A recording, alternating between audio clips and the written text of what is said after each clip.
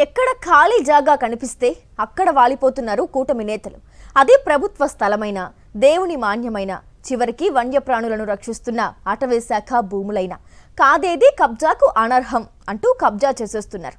అయితే 5 ఏళ్ల కాలంలో గట్టిగా దోచుకోవాలని ఫిక్స్ అయిన కబ్జా కోరులు రాత్రికి రాత్రే అటవీ భూములను దోచేందుకు స్కెచ్ వేశారు.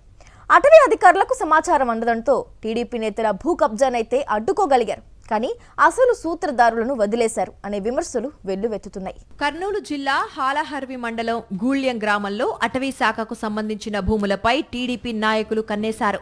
సుమారు 700 ఎకరాల అటవీ భూమిలో కొంత భాగం దోచుకునేందుకు పక్కాగా ప్లాన్ చేశారు. అర్ధరాత్రి 2 గంటల సమయంలో భారీ వాహనాలను తీసుకొచ్చి పెద్ద పెద్ద చెట్లను తొలగించి ఆ భూములను చదును చేయటం మొదలుపెట్టారు.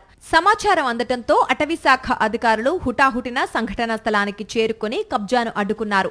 పోలీసుల సహాయంతో జేసీబీలను హాలహర్వి పోలీస్ స్టేషన్ కు తరలించారు. అటవీ భూములపై అర్ధరాత్రి దాడికి దిగిన భూ కబ్జాదారుల వ్యవహారం కర్నూలు జిల్లాలో చర్చకు దారితీసింది.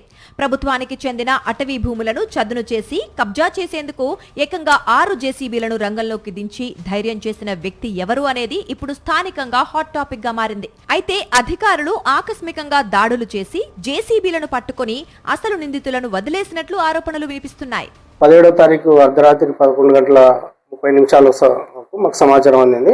వెంటనే మేము Gulyam RF Gulyam bits compartment number 2 ప్రాంతంలో 2 వ్యక్తులు అనగా గాజె లింగప్ప మరియు పాండురంగ అనే జేసీబీలను తీసుకొచ్చి రిజర్వ్ ఫారెస్ట్లో చెట్లను పెకిలిస్తుండగా నానాజాతి వంటి చెరుకు మరియు తాటి చెట్లను వాటిని వెంబడే మేము మా స్వాధీనంలోకి తీసుకొని హాలర్వి పోలీస్ స్టేషన్లో ఉంచడం, కేసు నమోదు చేసి దర్యాప్తు పై అధికారులకు సమాచారం అందించడం జరిగింది.